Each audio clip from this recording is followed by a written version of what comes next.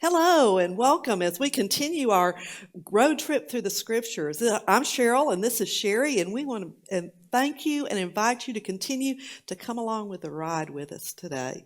Today we're going to be talking about two people that I just think are just, man, powerful, powerful women, and that is Esther and Vashti. So, Sherry, tell us all about them. I will. Yeah, I think it's important to know a little bit about the book of Esther. To start with, it's a fascinating book. I mean, if you like stories with drama and power and romance and intrigue, boy, have we got a Bible book for you to study a little bit. All of those things can be found in the book of Esther. Now, the book of Esther holds a very high place in the sacred literature of Jews. But in the Protestant tradition, it was almost not included in the Bible because it actually does not mention God very much. It doesn't have any... Not at all. Not at all. And Not no, at all. no really definite religious teachings in it whatsoever. But however, it is a vital book. And our guy, John Wesley, the founder of our denomination, he believed that the finger of God directed the events in the book of Esther.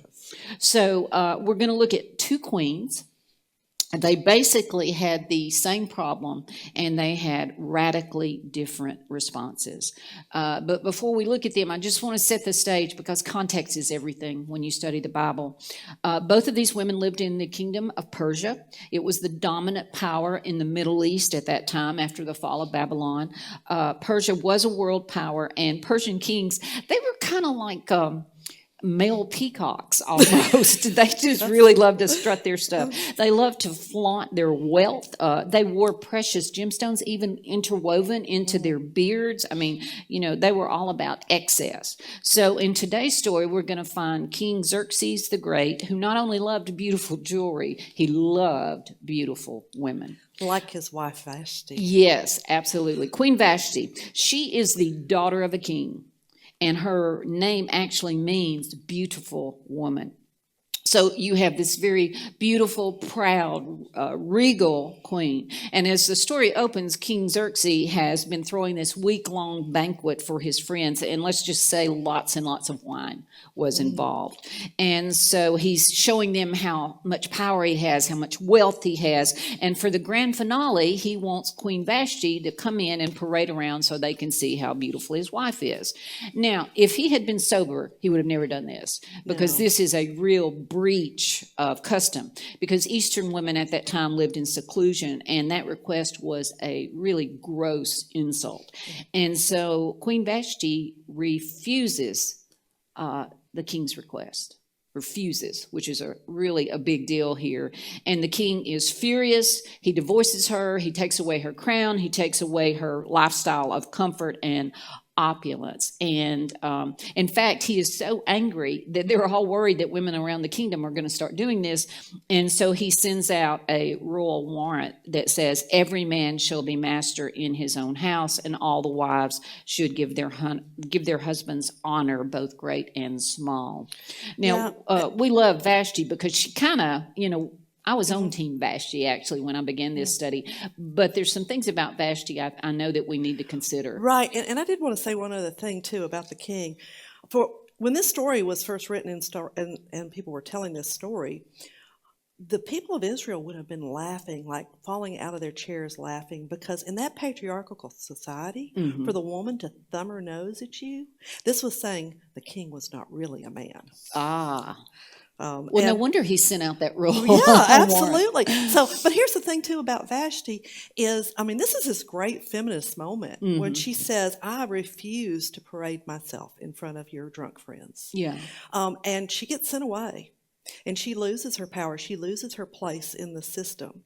And what we're going to find that's different from Vashti and Esther is Esther, I know we may be jumping ahead a little bit here, but Esther is going to work within the system that she finds herself in. So from this point on, Vashti has no power and cannot make a difference for others. She only made a difference through her actions, which I think it's sometimes powerful to do something like that. But Esther's actually going to make more of a difference by working within the system and using what she's got. Absolutely, absolutely. And just, to be completely honest, transparent here, when I started this particular study, I just thought Esther was this really beautiful, really passive young woman that didn't have anything to say to me. And I was completely wrong about that. So the king, of course, needs a new queen. And it's good to be king because he has all the beautiful young women brought to his palace. And they spend really almost a year being beautified. It was like the first spa, they're under the care. I actually want to sign up for that. Yeah, I know, a year of a spa. That would be Yes. pretty good, a lot of beauty treatments. But evidently Esther had kind of a pleasing personality because she made friends with the chief eunuch who was in charge of the women. And when it was her turn to meet the king, he told her what to say. He was very much on her side, and she found favor with King Xerxes, and he made her the queen. He put the royal crown up on her head. Now, this is remarkable, obviously, for this young, beautiful woman, but it is more remarkable when you consider her background, because what the king does not know is she is a Jewish orphan. The Jews have been brought into this kingdom, and they're very far from home. Her cousin Mordecai had been kind of like a father to her. So because of his advice, she did not tell anyone that she was Jewish, which kind of sets the stage for our story. And already we can kind of see that Esther is not only beautiful, she is also very obedient as well.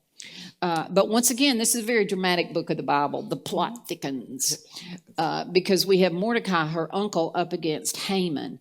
Mordecai's a government official. He thwarts this assassination plot against the king, but unfortunately, he is not rewarded for his service, and we're really not told why. But another man, a very ambitious man named Haman, has been appointed second in command in the empire, and Mordecai refuses to bow to him. Big mistake. Big mistake. Haman is wild with anger, and not only does he want to have Mordecai killed, he wants all of the Jewish population killed as well, which sets the stage for probably the most famous verse in the book of Esther. Mordecai goes to Esther. He asks her to save her people, and he says to her in answer, in essence, you were born for such a time as this.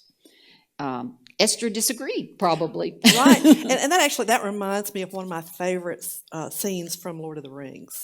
It's when Frodo says to Gandalf, I wish it need not happen in my time.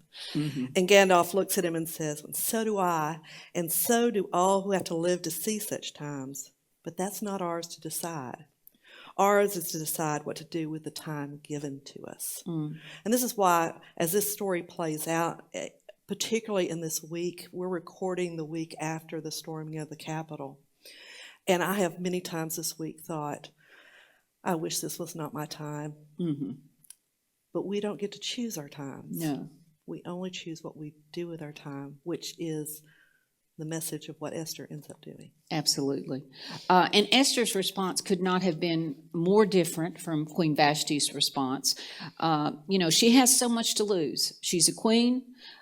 If you go into the presence of the king without an invitation, if he does not extend his scepter to you, you will be killed immediately. Remember, she is in a ethnic minority. She is Jewish. She has this wonderful opulent lifestyle. She has a lot to do, yet she cannot ignore the words of Mordecai.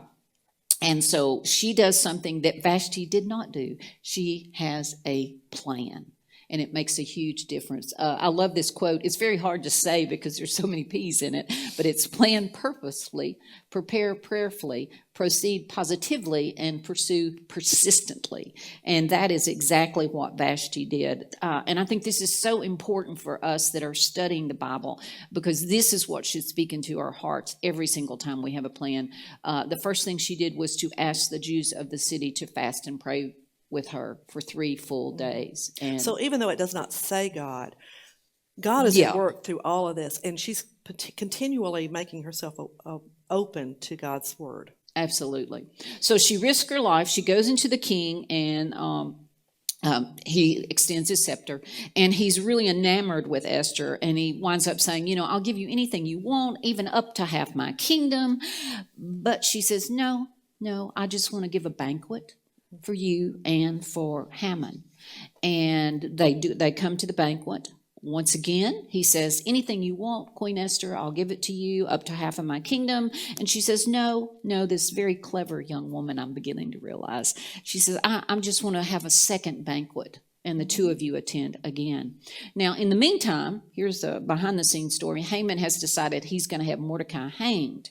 But in a real twist of fate, the king has insomnia. And he's looking through his records one night, can't sleep, and he realizes he never rewarded Mordecai. So the next day, he asked Haman, what should I do for a man who has done great honor to the king? I know. There's so much irony in this part. I just love this part. And Haman, not knowing it's Mordecai, of course, he says, give him one of the royal robes that you have worn. Give him a crown. Give him a horse that you have ridden. And then he discovers it's Mordecai. And, of course, he's horrified. But Queen Esther's plan continues. Oh, I will have to say, that may be the beginning of that saying, give a man enough rope and he'll hang himself. Actually, I think it is the beginning of where that saying is. I love that. So they come to the second banquet, and this time, Queen Esther, she puts everything on the line, especially her life. She says to the king that she is Jewish. This is a very, very risky move on her part. And she asks the king to save her people. And in the process, she opens his eyes to what has been going on with Haman. And it is the downfall of Haman as well. So as a direct response to this deliverance, this, joyous Jewish holiday called Purim is inaugurated, and it is still celebrated today. And none of this would have happened without a young Jewish woman risking her life to save her people. And the thing about Purim is it is a joyful holiday. They are making fun to this day of that crazy Persian emperor. And John Wesley, once again, our guy John, he has a quote that I love about this that speaks into this. We should, every one of us, consider for what end God has put us in the place where we are.